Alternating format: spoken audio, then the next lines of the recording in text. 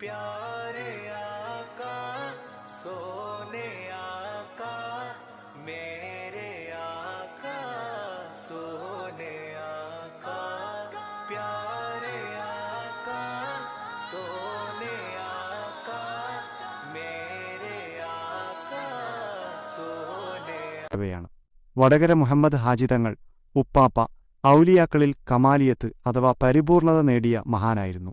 മുത്തുനബിയുടെ മേൽ സ്വലാത്ത് പെരുപ്പിച്ചത് ആണ് അദ്ദേഹത്തെ ഇത്രയും വലിയ സ്ഥാനത്തെത്തിച്ചത്. എവിടെയിരുന്നാലും അസ്വലാത്തു വസ്സലാമു അലൈക യാ റസൂലല്ലാ എന്ന് സലാം ചൊല്ലുമായിരുന്നു. അതിന്റെ ബറക്കത്താണ് ആ സ്ഥാനം. നാളെ അല്ലാഹു സുബ്ഹാനഹു വ തആല തങ്ങളുപ്പാപ്പയോടൊപ്പം നമ്മെ എല്ലാവരെയും ജന്നാത്തുൽ ഫിർദൗസിൽ ഒരുമിച്ചുകൂട്ടി അനുഗ്രഹിക്കുമാറാകട്ടെ. 30 വർഷങ്ങൾക്ക് മുമ്പ് 969 കാലഘട്ടത്തിൽ കിഴിക്കോട് പള്ളിയിൽ ദർസ് നടത്തുന്ന സമയത്ത് ഒരു ദിവസം തങ്ങളുടെ വീട്ടിലെ നേർച്ചയ്ക്ക് താജുൽ ഉലമ തങ്ങൾ പോയിരുന്നു. യാത്രാസൗകര്യങ്ങൾ കുറവായതിനാൽ തലേന്ന് തന്നെ പുറപ്പെട്ടു. വളരെ ബുദ്ധിമുട്ടിയാണ് അവിടെ എത്തിയത്. മഗ്‌രിബിന് ശേഷം ഉള്ളാൾ തങ്ങളും എത്തി. ഇശാ നിസ്കാരത്തിനു ശേഷം പ്രസംഗിക്കണമെന്ന് മുഹമ്മദ് ഹാജി തങ്ങൾ ആവശ്യപ്പെട്ടു. ആദ്യം മടിച്ചെങ്കിലും പിന്നീട് അദ്ദേഹം ഏറ്റെടുത്തു. ചെറിയൊരു പ്രസംഗം.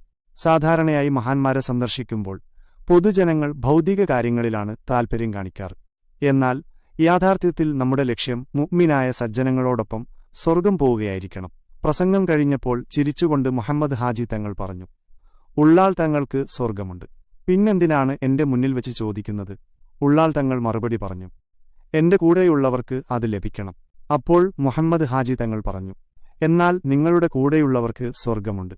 30 കൊല്ലം മുമ്പ് മുഹമ്മദ് ഹാജി തങ്ങൾ ഉള്ളാൾ തങ്ങളോട് ഇത് പറഞ്ഞു എന്നത് സമസ്തയെ അംഗീകരിക്കുന്ന എല്ലാവർക്കും പ്രതീക്ഷ നൽകുന്ന കാര്യമാണ്.